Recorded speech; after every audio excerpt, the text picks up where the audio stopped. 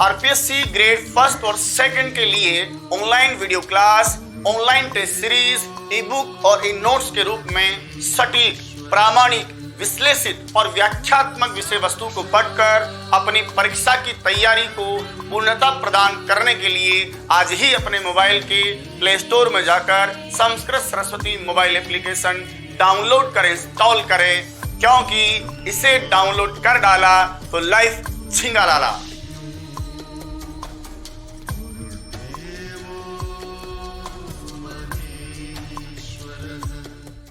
नमस्कार साथियों, स्वागत आप सभी का संस्कृत सरस्वती परिवार में। मैं राम कुमार शास्त्री आप सबका हार्दिक स्वागत और अभिनंदन करता हूं।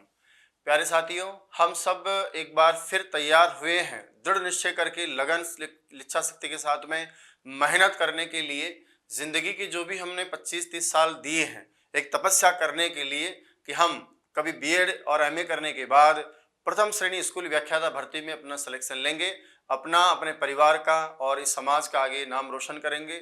इस समाज में रहते हुए, इस समाज के सुनागरिक होते हुए अपने देश की इस उन्नति में, भागीदारी में हम अपना अहम हिस्सा अदा करेंगे। हम अपने जीवन निर्माण के लिए, अपने जीवन को आगे बढ़ाने के लिए, जीवन लक्ष्यों को प्राप्ति के लिए जो अध्ययन हमने किया है, अब उसको हम अध्यापन में बदलने के लिए सरकारी सेवा में जाना चाहते हैं। और ये सब हमने प्रण किया है इस बार की स्कूल भर्ती परीक्षा में अच्छी रैंक से पास होने का, कि हम अच्छी रैंक से पास होंगे और हम शिक्षा के क्षेत्र में अनेक अच्छे काम करेंगे। हमारा जीवन सुधरेगा, परिवार का जीवन सुधरेगा और जो दुख दर्द तकलीफें हमने आप तक झेली हैं उन सबका निराकरण होगा।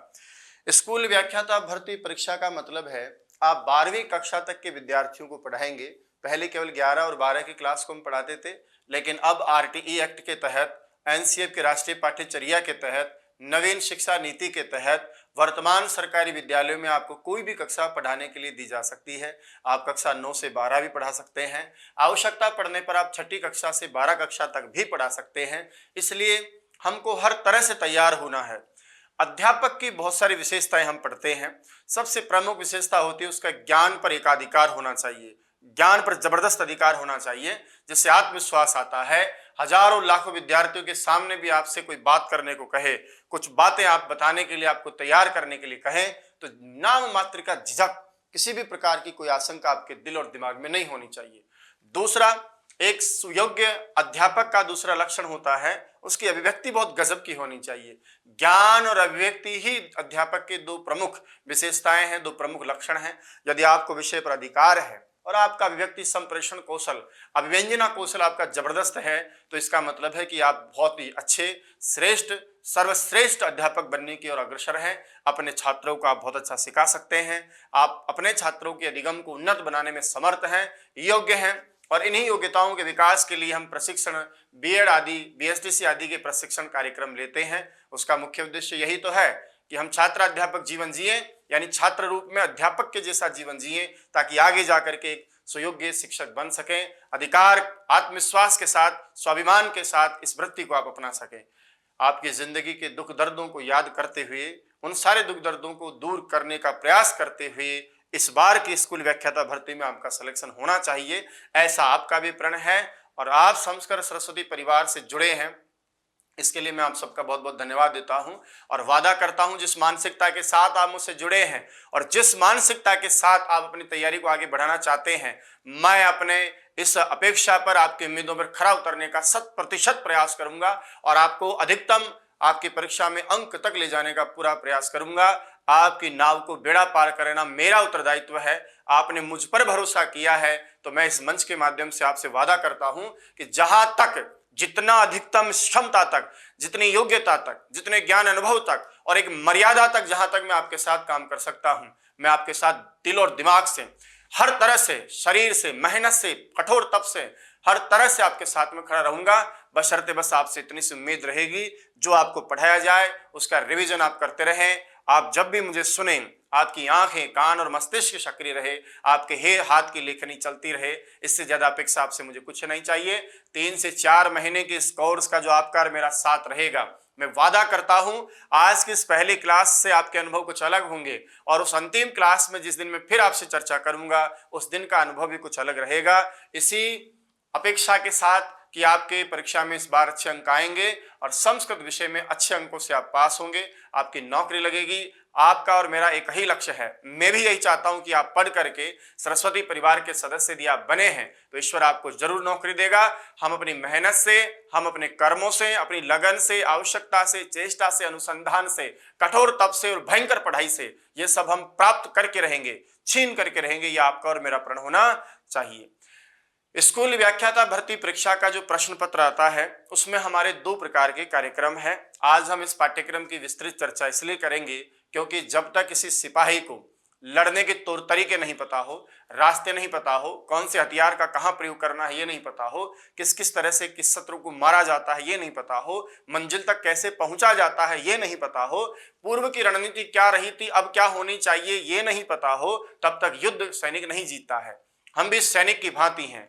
हम भी एक लक्ष्य निर्धारित करते हैं और लक्ष्य को निर्धारित करने के बाद में उस लक्ष्य की प्राप्ति के लिए प्राणपण से हर सुविधाओं को, हर सुखों को साइड में करके हम आगे बढ़ते हैं। हमें भी पता होता है कि हमारे लक्ष्य प्राप्ति के लिए हमको कौन कौन से उपाय होने चाहिए। किसी शिक्षा शास्त्री ने कहा था, पढ़ाई करते समय यदि आपको सिलेबस याद है, पढ़ाई करते समय यदि आपको पाठ्यक्रम का पूरा ध्यान है, कौन कौन से पाठ्यक्रम के हिस्से हमारे पाठ्यक्रम में पाठ्य वस्तु में जुड़े हैं, कहां से कितने कितने प्रश्न परीक्षा में आने हैं, तो उसने कहा था आधी लड़ाई आधी सफलता तो आप वहीं जीत जाते हैं जब आप पाठ्यक्रम को अपने हृदय में स्थान दे पाते हैं। इसलिए पाठ्यक्रम को याद करना, याद रखना बहुत जरूरी है।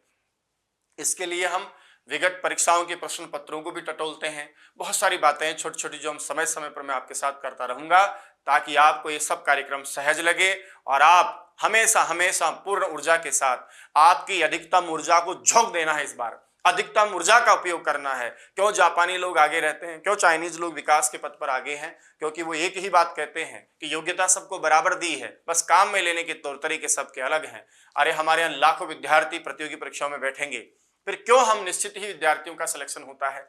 क्यों किन्हीं विशेष विद्यार्थियों का ही सिलेक्शन होता है? सर ऊर्जा, बुद्धि, शरीर सब संपन्न भगवान ने सबको बनाया है।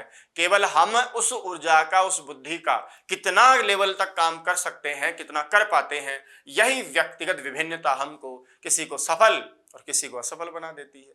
इसलिए प्राणपण से जुटना है।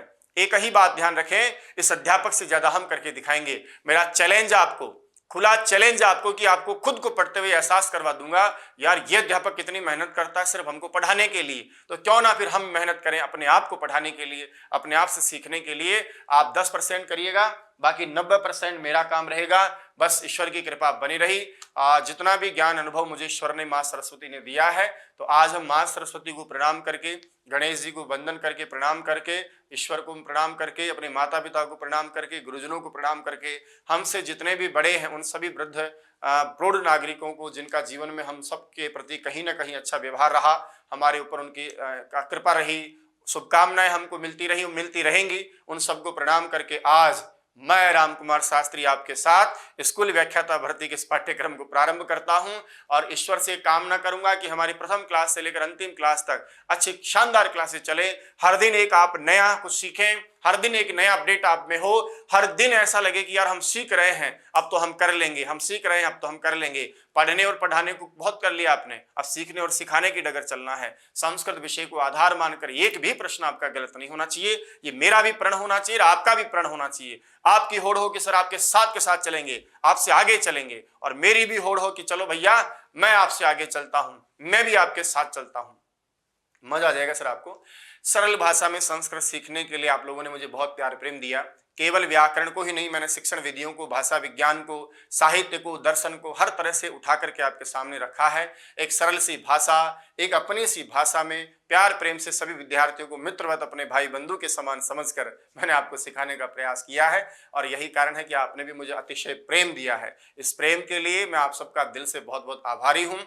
मैं अपने जीवन की सार्थकता को आप लोगों से समझता हूं, इसलिए मेरी कदर भले ही हो ना हो, लेकिन आपके इस प्यार प्रेम की कदर मुझे हमेशा रहती है। इसके लिए मैं नतमस्तक हूं, आप सबका बहुत बहुत धन्यवाद देता हूं।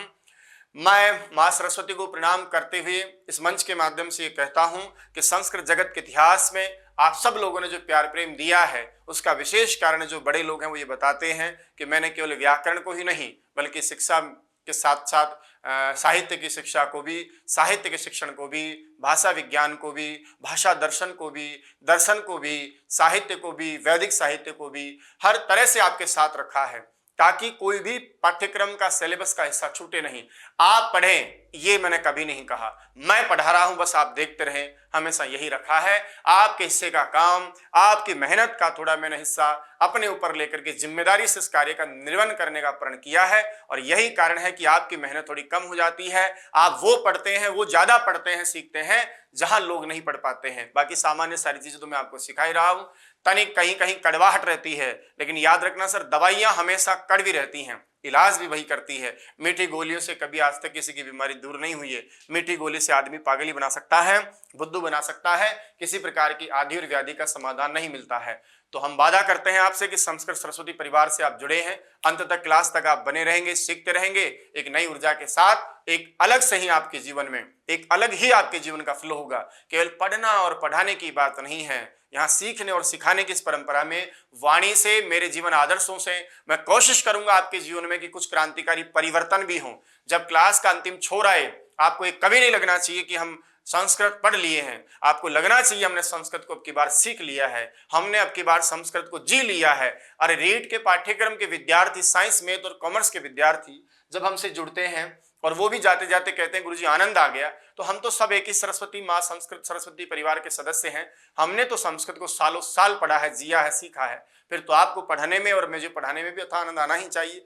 बहुत सारी चीजें हैं जिनको जीरो से उठाकर हम आगे बढ़ाएंगे और आपको 100 तक पहुंचाने का प्रयास करेंगे। सर्वश्रेष्ठ नहीं हूं ना, ऐसा कहना है कभी, क्योंकि हम सब उस ईश्वर की, उस परमात्मा स्वरूप की आत्मरूप द्वितीय ही है और हम हमेशा द्वितीय ही रहेंगे। लेकिन मैं अपनी ऊर्जा का अधिकतम प्रयोग करते हुए आप तक पहुंचाने का पूरा भरसक प्रयास करूंगा। मैं श्रेष्ठ करने का काम करूंगा, सर्वश्रेष्ठ की ओर अग्रसर होने का काम करूंगा और उसका फायदा आप लोगों को जरूर मिलेगा। इसी आशा और उम्मीद के साथ हम आज की क्लास को प्रारंभ करेंगे।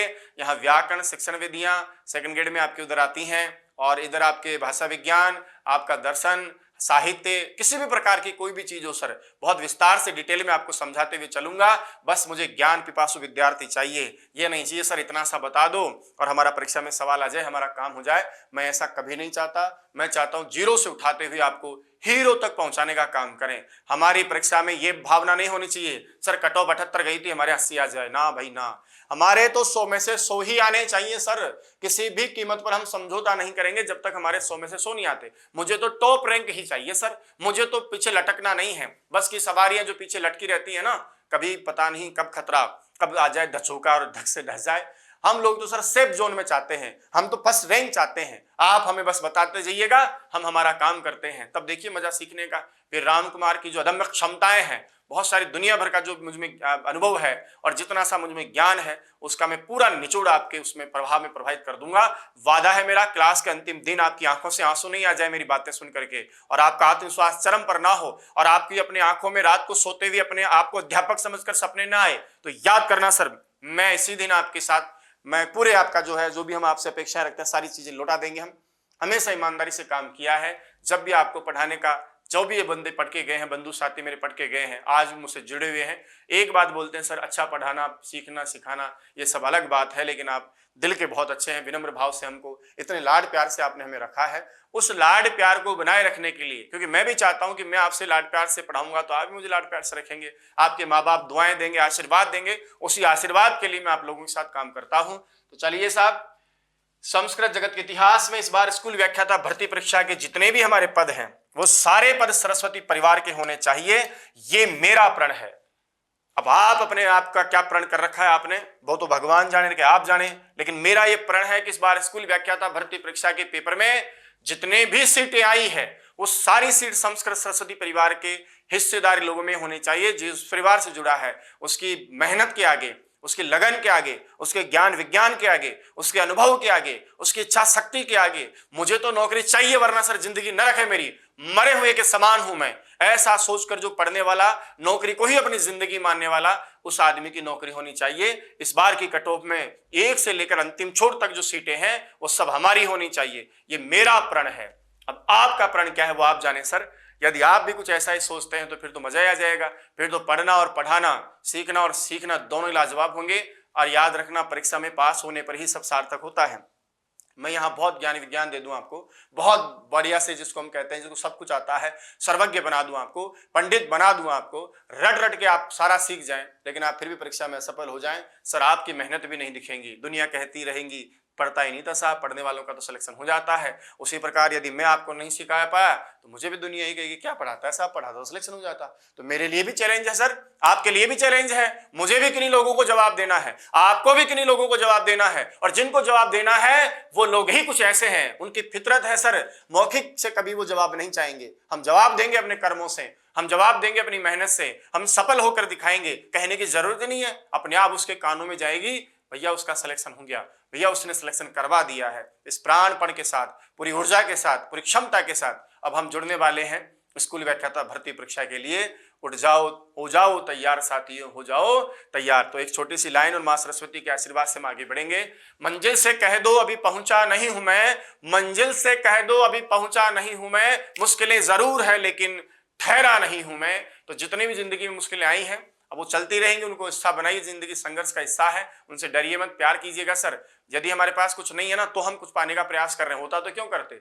इसलिए आवश्यकता है अनुसंधान, हमेशा आगे आविष्कार बढ़ाते हैं हम, आगे इसीलिए जुड़े हैं क्योंकि आपकी कुछ आवश्यकताएं अनुसंधान है। चलिए, तो मैं मां सरस्वती को प्रणाम करते हुए, भगवान शिव के चरणों प्रणाम करते हुए और गणेश जी महाराज को प्रणाम करते हुए आज की इस क्लास को बढ़ाते हैं। शुक्लां ब्रह्म विचार सार परिमा आद्यां जगद्व्यापिनी वीणा पुस्तक धारिणीं भयदां जाड्यान्धकारापहां हस्ते स्फाटिकमालिकां विदधतीं पद्मासने संस्थितां वन्दे तां परमेश्वरीं भगवतीं बुद्धिप्रदां शारदां बुद्धिप्रदां शारदां बुद्धिप्रदां शारदाम् सानन्दमानन्दवने वसन्तम् आनन्दकन्दं हतपापवृन्दं वाराणसीनाथमनाथनाथं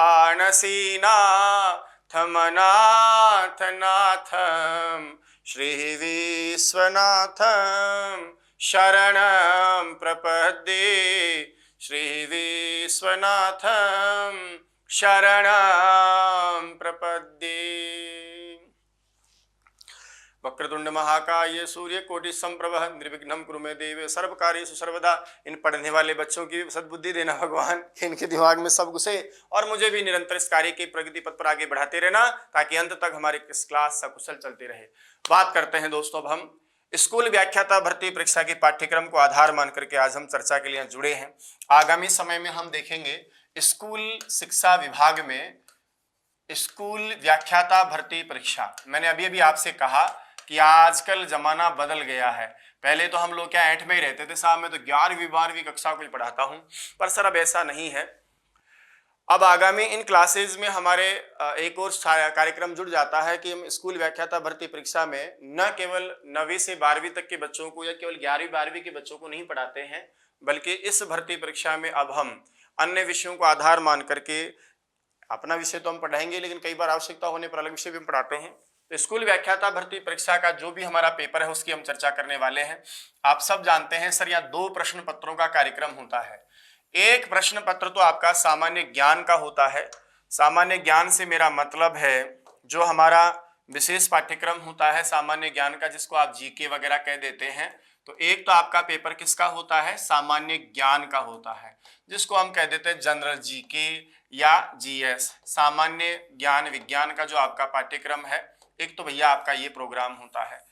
दूसरा जो होता है सर आपका वो विषय ज्ञान का पेपर होता है, यानी एक सब्जेक्ट पेपर होता है। आपने जो भी ग्रेजुएशन में या आचार्य जिसको हम एमए बोलते हैं, वो विषय ज्ञान का पेपर आपका सेकंड पेपर होता है। इन दोनों ही बातों को लेकर के हम स्कूल व्याख्याता भर्ती परीक्षा की तैयारी करते हैं। यहाँ पर जो सामान्य ज्ञान का आपका पेपर है उसके सर प्रश्न कितने आते हैं, 75 प्रश्न आपके हिस्से में आते हैं और ना, और इधर आपका जो विषय ज्ञान है इसको भी आगे जाकर दो भागों में बांटा गया है। स्कूल व्याख्याता भर्ती परीक्षा के विषय ज्ञान के पेपर में यहाँ पर दो बातें आती हैं सर। एक तो आपके जो सेकंड पेपर इसको हम बोलते हैं, इसको आप द्वितीय प्रश्न पत्र बोलते हैं, इसको आप प्रथम प्रश्न पत्र बोलते हैं ना। ये तो आपका कौन सा पेपर है सर, फर्स्ट पेपर है, और ये आपका कौन सा पेपर है, सेकंड पेपर है। फर्स्ट पेपर में 75 सवाल आपके संपूर्ण आते हैं। सेकंड जो विषय पेपर होता है उसमें आपके दो प्रकार से डिवाइडेशन किया गया है, यानी यहाँ पर एक तो आपका जैसे हम लोग किसके विषय हैं, तो हमारा सर संस्कृत विषय है, तो एक तो हमारा संस्कृत विषय हो गया। लेकिन इसके साथ साथ ही सब्जेक्ट वाले पेपर में आपका दूसरा आता है मनोविज्ञान। क्या आता है, मनोविज्ञान। सेकंड ग्रेड के पाठ्यक्रम में आप लोग देखते हो तो सेकंड ग्रेड के पाठ्यक्रम में आपका मनोविज्ञान फर्स्ट पेपर में आता है, जबकि यहाँ पर ऐसा नहीं है। यहाँ पर आपका मनोविज्ञान सब्जेक्ट पेपर में आता है, संस्कृत में आता है। मैं मनोविज्ञान का टीचर नहीं हूँ, मैं आपको केवल संस्कृत पढ़ाऊंगा। अब इन दोनों का ही अंकभार की यदि हम चर्चा करें तो दोनों का अंकभार होता है सर, संस्कृत के पेपर में आपके 120 सवाल आते हैं। कितने आते हैं, 120 सवाल, और बाकी बचे जो 30 सवाल हैं वो आपको मनोविज्ञान के आते हैं, यानी कुल मिलाकर के 150 सवाल हो गए सर। एक सवाल आपका 2 नंबर का होता है, कितने का, 2 नंबर का। तो सीधी सी बात है कि आप 120 को और 30 प्रश्नों को जोड़ेंगे तो कुल मिलाकर के सर आपके ये 150 सवाल हो जाते हैं, और ये 150 सवाल आप 2 से गुणा करोगे, कुल मिलाकर के आपका पूरा जो सेकंड पेपर होता है वो 300 अंकों का पेपर होता है। कितना, 300 अंकों का पेपर। एक बार फिर सुनिएगा, इधर आपके 75 सवाल हैं, 75 को सर आप 2 से गुणा करेंगे तो 75 इंटू 2 गुणा करेंगे तो बराबर आपका 150 नंबर का अंकों का तो ये पेपर आपका हुआ, और 300 अंकों का पेपर ये हुआ। कुल मिलाकर के स्कूल व्याख्याता भर्ती परीक्षा में आपके जितने भी आप पेपर देंगे उसमें आपके 150 सवाल तो ये मिलेंगे और 75 सवाल आपके ये मिलेंगे। कुल मिलाकर के 225 सवालों का मामला हो जाता है सर। ये 225 सवाल, एक सवाल आपका कितने नंबर का, 2 नंबर का होता है, इसलिए टोटल मिलाकर के आपका पेपर जाता है 450 अंकों का। 225 सवाल हमारी जिंदगी का आधार बनेंगे। हम जो तैयारी करने वाले हैं उसमें हमारी परीक्षा के लिए हमसे केवल 225 प्रश्न पूछे जाएंगे। अब इसका विस्तृत पाठ्यक्रम है, इसमें आपके साइंस भी आती है 5 अंक, मैथ भी आते हैं 5 अंक, रीजनिंग भी आते हैं, पॉलिटिकल आती है, 18 से 20 सवाल हिस्ट्री के भी आते हैं, 15 सवाल मैनेजमेंट के भी आते हैं। ऐसा कर करा के आपका लगभग 75 प्रश्नों का 150 अंक का भार तो प्रश्न पत्र पहला हो जाता है। लेकिन मैं जिस विषय का अध्यापक हूं उसकी बात करूंगा, तो जो विषय ज्ञान आपका पूछा जाता है आप समझ गए होंगे। हमारे सेकंड जो पेपर होगा उस सेकंड पेपर में जो आपका विषय ज्ञान होगा वो विषय ज्ञान कुल मिलाकर के हमारे पास में 120 प्रश्न आएंगे सर, और वो 240 अंकों का होगा। और बचे हुए जो आपके 300 में से कितने, 30 क्वेश्चन, 3 गुणा 2 बराबर आप जो पढ़ेंगे 60 अंकों का मनोविज्ञान होगा। तो संस्कृत विषय को आधार मान करके आप तैयारी करते हैं और आप अपना सब्जेक्ट संस्कृत चुनते हैं, तो पूरी फर्स्ट ग्रेड के पेपर में सब्जेक्ट वाले सेकंड पेपर में 30 प्रश्न मनोविज्ञान के साथ में 120 प्रश्न आपके सब्जेक्ट के आएंगे। ये अलग बात है कि वो आगे अपनी व्यवस्थाएं रहती है, हम लोग मनोविज्ञान आपको साथ देते हैं नहीं देते हैं, वो आपकी इच्छा पर और हमारे मैनेजमेंट पर निर्भर करता है। अब ये जो आपका पेपर है स्कूल व्याख्याता भर्ती परीक्षा का 225 प्रश्नों का, जिसमें आपके 450 में से मेरिट निकलती है, 75 सवाल यानी 150 अंक का आपका सामान्य ज्ञान होता है। सेकंड पेपर में 120 सवाल यानी 240 नंबर की संस्कृत और 30 सवाल यानी 60 नंबर का आपका मनोविज्ञान, टोटल मिलाकर 120 की संस्कृत, और पूरा आपका 150 में से 300 का पेपर सेकंड हो गया। अब मैं बात करूंगा सिर्फ संस्कृत विषय की, क्योंकि मैं संस्कृत का अध्यापक हूं और संस्कृत विषय को आधार मान करके आपको पढ़ाने वाला हूं। अब इस संस्कृत को आधार मान करके जो हम पढ़ने वाले हैं इसके सिलेबस का पैटर्न क्या होगा इसकी चर्चा हम करेंगे। देखो साहब, हमारा जो विषय है आप सब जानते हैं कि हमारा जो विषय है उस विषय का नाम क्या है सर, संस्कृत। और इस संस्कृत के विषय को इन्होंने अलग अलग प्रकार से 3 भागों में बांटने का प्रयास किया है। हम लोग जिस भाषा की बात कर रहे हैं, जिस पाठ्यक्रम की बात कर रहे हैं, वो पाठ्यक्रम हमारा क्या है सर, संस्कृत पाठ्यक्रम है। संस्कृत के इस पाठ्यक्रम में पेपर का स्वरूप क्या है, पेपर का आधार क्या है, पेपर को उन्होंने किस रूप में लिया है, किस रूप में उन्होंने बांट के समझाने का प्रयास किया है। संस्कृत के पाठ्यक्रम में आ जाइए सर, यहाँ आपको व्याकरण भी पढ़नी है, यहाँ आपको साहित्य भी पढ़ना है, भाषा विज्ञान भी पढ़ना है, दर्शन ग्रंथ भी पढ़ने हैं, अलंकार शास्त्र भी पढ़ने हैं, छंद भी पढ़ना है, अलंकार भी पढ़ना है। इस संपूर्ण पाठ्यक्रम का विभाजन जो इन्होंने किया है वो 3 तरह से करने का प्रयास किया है। सबसे पहले इन्होंने इस पाठ्यक्रम को सर बांटा है उच्च माध्यमिक स्तर का। उच्च माध्यमिक स्तर का मतलब आप समझ गए होंगे। उच्च माध्यमिक स्तर से तात्पर्य यह है कि कक्षा 12 के स्तर पे आपने इसको बांटने का प्रयास किया है। हालांकि 12 का मतलब यह है कि कक्षा 12 तक के पाठ्यक्रम को आधार मान करके, कक्षा 12वीं तक की किताबों को आधार मान करके जो लेवल कक्षा 12 के विद्यार्थियों का होना चाहिए, उस कक्षा 12 के विद्यार्थियों के लेवल को आधार मान करके आपसे ये परीक्षा में सवाल करेगा। अब यहां पर भी सर जो प्रश्नों का अंक भार है वो अलग अलग जाएगा आपका। ये जो उच्च माध्यमिक स्तर का आपका पाठ्यक्रम होता है, इसमें से आपके 55 प्रश्न उसने निर्धारित किए हैं। यानी 55 प्रश्न का मतलब हो गया कि आपके टोटल मिलाकर 110 अंकों का ये मामला आपका उच्च माध्यमिक स्तर का होता है। अब इस उच्च माध्यमिक स्तर के बाद में अलग अलग स्तर आपके चलेंगे, उनकी चर्चा हम आगे करेंगे। यानी यहाँ पर फिर स्नातक स्तर का पाठ्यक्रम भी आपके साथ जुड़ेगा, वो स्नातक के पाठ्यक्रम के साथ साथ वो उच्च स्नातक का पाठ्यक्रम भी आपके साथ जुड़ेगा। तो इस लाइन को हम आगे बढ़ाते हुए पहले हम इसको पूरा करने का प्रयास करते हैं। तो सबसे पहला बिंदु तो आपका ये है कि यहाँ उच्च माध्यमिक स्तर का मतलब 12वीं के स्टैंडर्ड के पाठ्यक्रम से 55 सवाल पूछे जाएंगे और वो टोटल मिलाकर 110 अंकों के होंगे।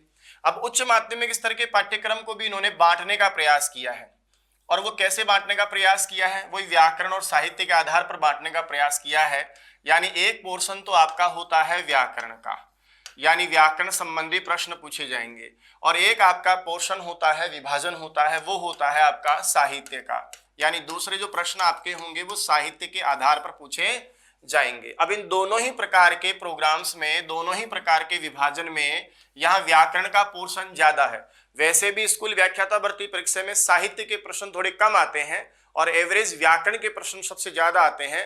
लगभग मान के चलिए कि आपके 88-86 प्रश्न के आसपास तो आपके ग्रामर के आते हैं, 44 के आसपास प्रश्न आपके साहित्य के आते हैं।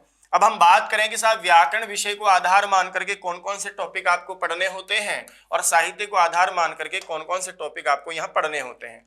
सबसे पहले बात करेंगे हम व्याकरण में। सबसे पहले धरातलीय वर्णमाला, पाणिनि के माहेश्वर सूत्रों को आधार मान करके वर्णमाला, जिनसे हम प्रत्याहार आदि बनाते हैं, तो वो सारा का सारा जो पहला टॉपिक है आपका, उसका नाम है संज्ञा प्रकरण।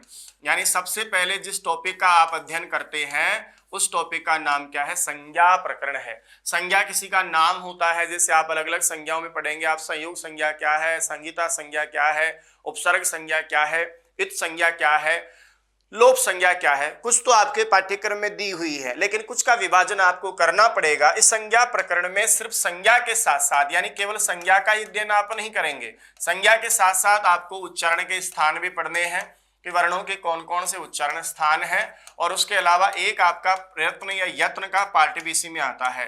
इन सारी चीजों को साथ लेकर आप चलेंगे। मैं तो ये कहता हूं कि इसके अलावा भी कुछ अन्य संज्ञाएं होती है, नदी संज्ञा है, घी संज्ञा है, निपात संज्ञा है, अव्यय संज्ञा है, जिनके यदा कदा हर टॉपिक में चाहे प्रत्यय में चले जाएंगे। उपसर्जन संज्ञा समास में बार बार काम आती है। तो कई सारी एक्स्ट्रा संज्ञाओं का ज्ञान भी हमको लेकर चलना पड़ता है। सूत्र लक्षण क्या है, भाष्य लक्षण क्या है, वार्तिक लक्षण क्या है, सूत्र के भेद क्या है, वार्तिक कहते किसको हैं, तो ये सारी चीजें आप यहाँ पढ़ते हैं। दूसरा आपका टॉपिक आता है वर्ण के बाद में वर्णों के संयोजन का, जिसको आप कहते हैं संधानम, संधि का कार्य करते हैं। और ये संधि भी आपकी ससूत्र ही आती है। याद रखिएगा दोस्तों, ये आपका संधि प्रकरण भी ससूत्र आता है। ससूत्र से मेरा मतलब है सूत्र सहित आपको पूछा जाएगा। संधि में भी आप देखेंगे अलग अलग संधियों के जो भेद आपके स्वर संधि का, व्यंजन संधि का, ये भी आपको ससूत्र ही पढ़ना होता है, क्योंकि पाठ्यक्रम के हिस्से में आपको दे रखा है, आपको ये बता रखा है कि भाई आपको सूत्र का कार्य भी करना है, सूत्र भी आपको पढ़ने हैं। जब तक आप सूत्र की वृत्ति को, सूत्र के अर्थ को, सूत्र के उदाहरणों को नहीं समझेंगे, इसका मतलब आपने संधि को बखूबी नहीं समझा है। इसमें आगे जाकर 3 संधियां पढ़ते हैं, भट्टो दीक्षित के अनुसार 5 संधियों का अध्ययन भी हम करते हैं। इसके बाद में तीसरा जो टॉपिक है आपका, उसका नाम है यहाँ पर अव्यय हम पढ़ेंगे। अव्यय का मतलब होता है ऐसे शब्द जिनमें कभी विकार नहीं होता, और अव्यय के अच्छे सवाल आते हैं। अभी मैं आपको ये भी निर्देश करूंगा कि कौन कौन से टॉपिक से कितने कितने सवाल आपके यहाँ पूछे जाते हैं। उपसर्ग आपका केवल 2nd ग्रेड में होता है, उपसर्ग आपका 1st ग्रेड में नहीं होता है। इसकी जगह अगला हम पढ़ेंगे, चौथा जो आपका टॉपिक है उसका नाम है प्रत्यय। 5वां आपका टॉपिक होता है शब्द रूप का। जो आप पद बनाने के लिए शब्दों के रूप चलाते हैं। और अंत में एक आपका छठा टॉपिक है, उसका नाम है धातु रूप। इस प्रकार से दोस्तों आप ये 6 टॉपिक यहाँ मुख्यतः पढ़ेंगे। तो वर्ण विचार की चर्चा संज्ञा प्रकरण में, फिर हम संधि पढ़ेंगे, अव्यय पढ़ेंगे, प्रत्यय पढ़ेंगे, शब्द रूप पढ़ेंगे और धातु रूप पढ़ेंगे। इन 6 टॉपिक्स के बाद में 7वां जो टॉपिक्स आपका आता है, इधर मैंने लिखा था आपसे, यहाँ केवल एक ही टॉपिक उच्च माध्यमिक स्तर का आप पढ़ेंगे, जिसका नाम क्या है, छंद है। यानी कुल मिलाकर के आपको जो यहाँ टॉपिक पढ़ने हैं उसमें आपके मुख्य 7 टॉपिक होते हैं, है ना। 6 आपके इधर हो गए, एक साहित्य का टॉपिक हो गया। अब जैसे ही आपका उच्च माध्यमिक स्तर का यानी 12वीं के स्टैंडर्ड का, और इन सब का आधार मैं पहले ही बता दूं, इन सब का जो आधार रहेगा आपका वो लघु सिद्धांत कौमुदी नामक ग्रंथ रहेगा। यानी जो भी यहाँ विवाद का विषय होगा, परीक्षा में कोई प्रश्न आपकी आंसर की में गलत आता है, आप उसको चुनौती देना चाहते हैं या आपकी तैयारी को आप आकलन करना चाहते हैं, तो ये आपकी लघु सिद्धांत कौमुदी को आधार मान करके परीक्षा में प्रश्न पूछे जाएंगे। सिद्धांत कौमुदी का इस तरह का यहाँ कोई प्रश्न आपकी परीक्षा में नहीं पूछा जाता। अब जैसे आप 12वीं स्टैंडर्ड के पाठ्यक्रम को यहाँ पूरा करते हैं, उसके बाद में आपको पढ़ना होगा स्नातक स्तर का। 12वीं कक्षा का पाठ्यक्रम तो सामान्य है, ये आपको सीखना है। कैसे कैसे प्रश्न आते हैं वो भी मैं आपको बताऊंगा अभी थोड़ी देर में। अगला हम लेकर चलते हैं अगली चर्चा में। अगला हमारा प्रोग्राम है उच्च माध्यमिक के बाद में स्नातक स्तर का, यानी ये लाइन यहीं से आ रही है, मान लीजिएगा। और हम अब चल रहे हैं सर यहाँ पर स्नातक स्तर के पाठ्यक्रम में। स्नातक का मतलब आप समझ गए होंगे, सामान्य भाषा में आप लोग कहते हैं BA, है ना, आर्ट्स और बैचलर, और हम लोग अपनी भाषा में कह देते हैं संस्कृत वाले उसको शास्त्रीय स्तर का। अब यहां से आपका शास्त्रीय स्तर का पाठ्यक्रम प्रारंभ हो जाता है, और वही सेम टू सेम डिट्टो उसी भाषा में बात करूं तो वैसा का वैसा यहां पर भी कार्यक्रम चलेगा। वही स्नातक स्तर का पाठ्यक्रम भी आपको 2 भागों में बांटकर पढ़ना होता है। आइए साहब इसको भी हम बांटने का प्रयास करते हैं। बोला गुरुजी ये कितने नंबर का आएगा, तो वैसी ही भाषा में दोस्तों यहां पर भी आपके 55 प्रश्न आएंगे। प्रति प्रश्न आपका 2 नंबर होता है, इसलिए 110 नंबर का मामला ये होता है। अब बोले कौन कौन से टॉपिक से कौन कौन से प्रश्न आते हैं, वो चर्चा तो भी हम करने वाले हैं, और कैसे कैसे प्रश्न आते हैं वो भी मैं आपको समझा के जाऊंगा। अब स्नातक स्तर का जो पाठ्यक्रम है, इसके भी आगे जाकर हम 2 विभाजन करेंगे, और वो विभाजन का आधार वही होगा सर, कुछ तो व्याकरण के प्रश्न होंगे और कुछ आपके शिक्षण विधियों के प्रश्न होंगे। आइए हम चर्चा करते हैं सबसे पहले कि BA ग्रेजुएशन के स्तर के जो प्रश्न है उसमें व्याकरण के प्रश्न तो किस प्रकार के आएंगे, और उसके बाद में जो अपना दूसरा रहेगा मामला उसमें आप लेकर आएंगे किसको, साहित्य को। तो साहित्य में आपके प्रश्न किस प्रकार के रहेंगे, इन दोनों की चर्चा ही हम करेंगे। पहले व्याकरण को देखते हैं, उसके बाद हम देखेंगे इसके। अब व्याकरण के पाठ्यक्रम में भी आपके यहाँ पर सबसे पहला टॉपिक दिया हुआ है दोस्तों, समास का टॉपिक, है ना। समास का लेवल थोड़ा बढ़ा के देगा, इसका मतलब कुछ स्टैंडर्ड इसका आगे बढ़ेगा सर। समास के प्रश्न कैसे आएंगे वो सब बातें मैं बताऊंगा आपको। सामान्य हम समास लघु सिद्धांत कौमुदी को आधार मानकर पढ़ेंगे, उसके 5 वेद हम पढ़ेंगे।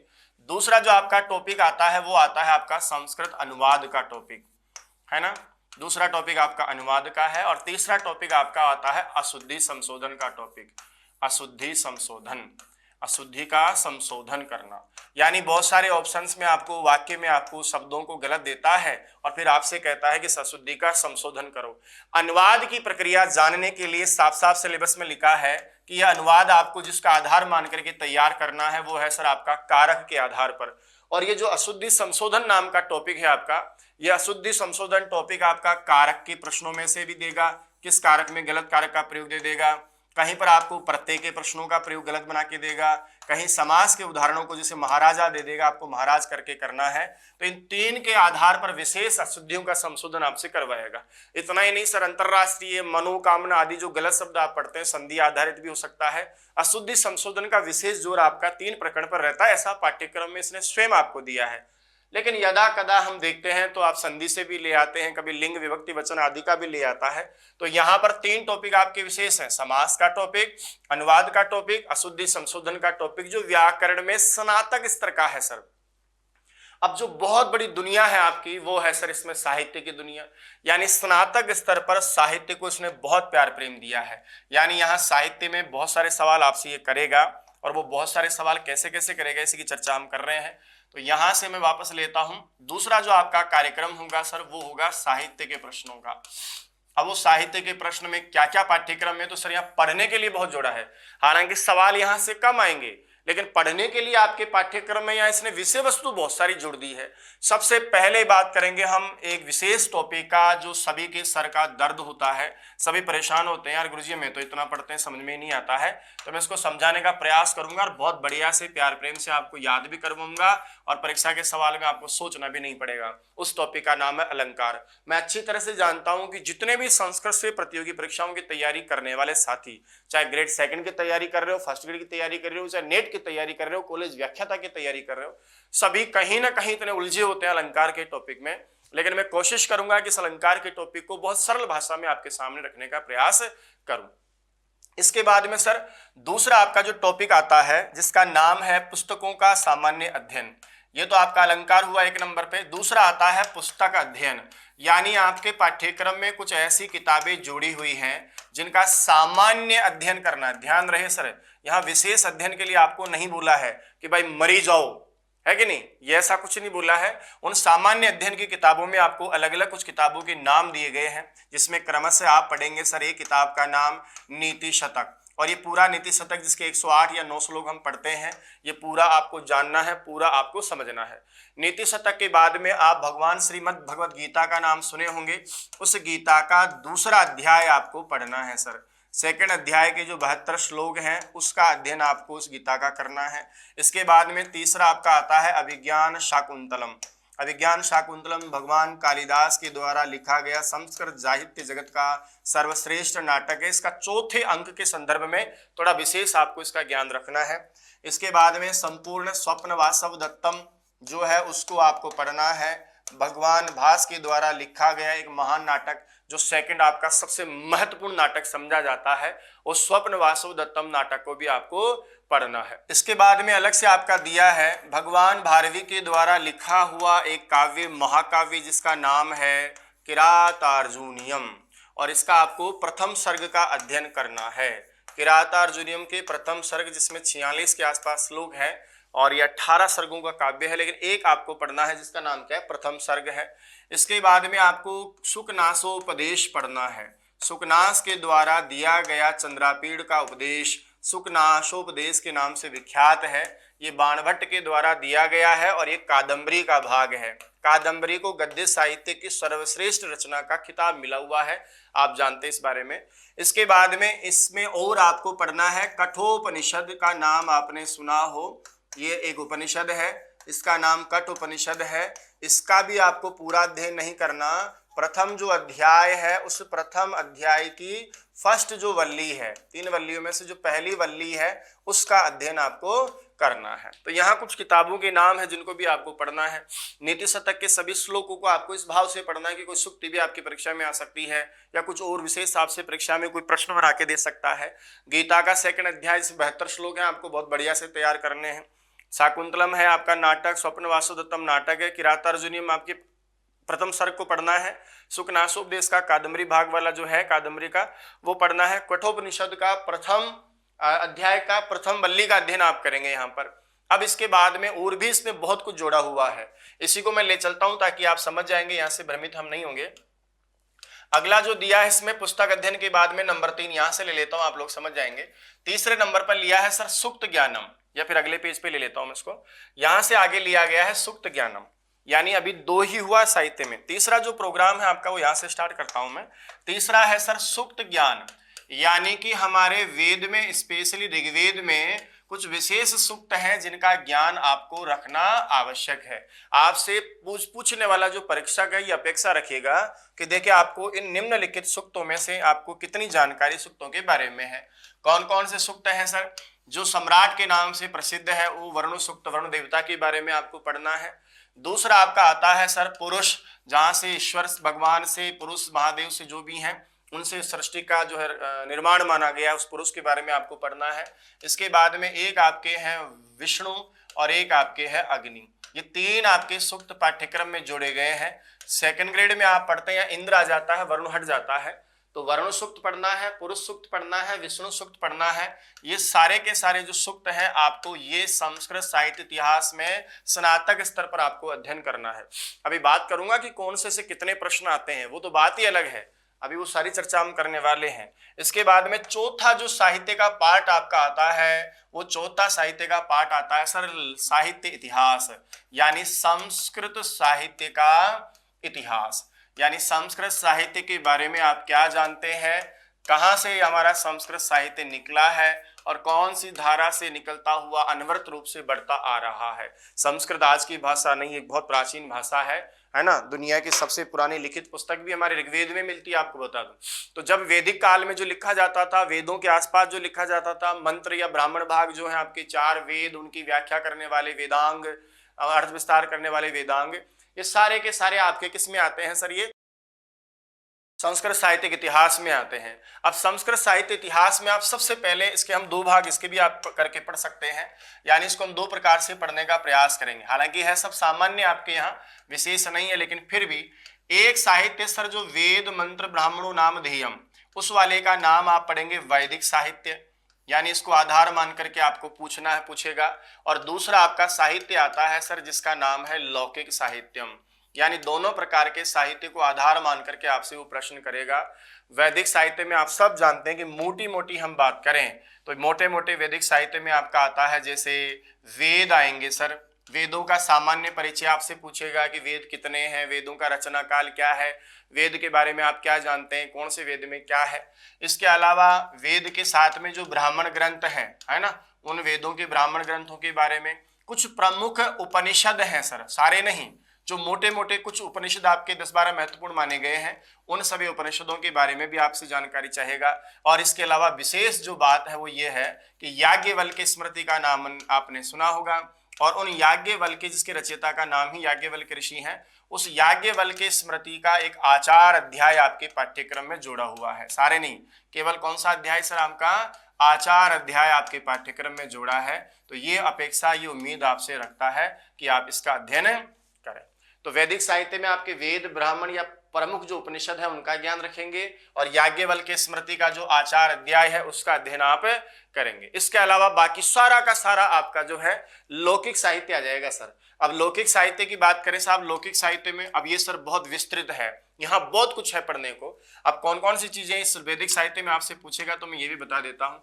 सबसे पहले आपके 2 महान काव्य आते हैं लौकिक काव्य की परंपरा में, एक वीर काव्य आपका रामायण और एक महाभारत साथ में चलता है, तो इसको भी ऐसे बांट के हम पढ़ सकते हैं। सबसे पहले जैसे एक लौकिक काव्य की बात करें तो लौकिक काव्य में आपसे क्या क्या पूछ सकता है।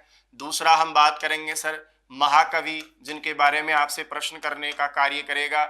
इसके अलावा 2 खंड काव्य में इसी के साथ लिखने का प्रयास करूंगा ताकि आप समझ जाएं। 2 खंड काव्य हैं जिनके बारे में आपसे पूछने का प्रयास करेगा। एक आपका होता है गद्य कवि, तो गद्य कवि के बारे में भी आपसे पूछने का प्रयास करेगा। एक आपके हैं नाट्य कवि, इन नाट्य कवियों के बारे में भी आपसे पूछने का प्रयास करेगा। और साथ में है सर छठा आपका अर्वाचीन कवि, अर्वाचीन कवि से संबंधित प्रश्न भी आपसे करने का प्रयास करेगा। तो लौकिक साहित्य में सामान्य जो आपका लौकिक साहित्य है, इसमें छोटे छोटे ऐसे प्रश्न आपसे करेगा। जैसे उदाहरण के लिए लौकिक साहित्य में मैंने आपसे कहा एक वीर काव्य जिसमें रामायण, भगवान राम की वीरता का वर्णन है, तो एक तो रामायण के बारे में आपसे प्रश्न करेगा, और दूसरा जो जगत विख्यात है हमारा, इसका नाम क्या है, महाभारत। ये 2 ग्रंथ आपके लौकिक साहित्य में प्रधान भूमिका में रहते हैं। हर बार परीक्षा में अनायास कुछ ना कुछ प्रश्न आपके यहाँ आते रहते हैं। तो लौकिक साहित्य की दुनिया में आपको यहाँ से एक सवाल करेगा कि बताइए भाई इसमें कौन कौन सा आएगा। महाकवियों में आपको पता ही है, महाकवि कालिदास का नाम सबसे ऊपर आता है, तो सबसे पहले आप कालिदास के बारे में सीखेंगे। उसके बाद क्रमानुसार आप अश्वघोष के बारे में सीखेंगे।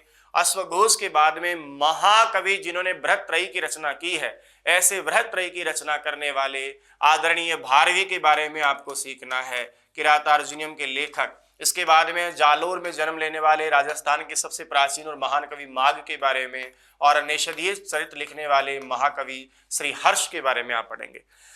खंड काव्य को आप लोग गीति काव्य या लघु काव्य भी आप कह सकते हैं, और ये खंड काव्य हमारे पास में 2 है। एक गीति काव्य के रूप में मेघदूत प्रसिद्ध है, और दूसरा सर आपका ऋतु संगार जो गुमनाम कवि मानी जाती है कालिदास की, यह भी एक छोटा सा काव्य है जिसमें 6 ऋतुओं का वर्णन किया गया है। गद्य कवि का नाम सुनते 3 गद्य कवि हमारे दिमाग में अनायास आ जाते हैं। हालांकि क्रम सबका अलग अलग है, लेकिन यदि क्रम से हम देखें तो सबसे प्राचीन कौन से माने जाते हैं, इसमें सुबंधु का काल माना जाता है, हमारे आदरणीय बाण भट्ट का नाम जाना जाता है, और एक भाई साहब दंडी त्रिदंडी के नाम से प्रसिद्ध है वो माने जाते हैं। नाट्य कवियों की चेन भी सर थोड़ी लंबी है। नाट्य कवियों में आप सबसे पहले आदरणीय कालिदास और भास में विवाद है, जैसे कालिदास को आप पढ़ेंगे, फिर आप संस्कृत जगत के सबसे प्राचीन नाटककार का जिसको दर्जा प्राप्त है उस भास को आगे पढ़ेंगे। भास के बाद में सर आप पढ़ेंगे महाकवि भवभूति को, और उसके बाद में आप पढ़ेंगे शूद्रक को। यहाँ विशाख दत्त का नाम आपके पाठ्यक्रम में नहीं दिया गया है। विशाख दत्त और उसका मुद्रा राक्षस आप सर सेकंड ग्रेड भर्ती परीक्षा में देखते हैं, है ना। यहाँ विशाख दत्त का नाम आपको नहीं दिया गया है। अब ये जो अर्वाचीन कवि हैं आप समझ जाएंगे, मैं थोड़ा इसको इधर ले लेता हूँ। अर्वाचीन कवियों की यदि बात करूं तो अर्वाचीन कवियों में भी आपके कई सारे कवि दिए हुए हैं, कुछ सेकंड ग्रेड से मिलते जुलते हैं। आपने नाम सुना होगा सर कलानाथ शास्त्री महोदय का, तो कलानाथ शास्त्री जी को आप यहाँ पर भी पढ़ेंगे। इन्हीं के पिता का नाम मथुरानाथ शास्त्री था और मथुरानाथ शास्त्री के ही पुत्र का नाम कलानाथ शास्त्री था, तो दोनों माता पिता को हम यहाँ पढ़ेंगे। आप अभी भी सेवाएं दे रहे हैं, कलानाथ शास्त्री आदरणीय, बहुत ज्यादा संस्कृत साहित्य में योगदान है आपका और बहुत कुछ आप अभी भी दे रहे हैं।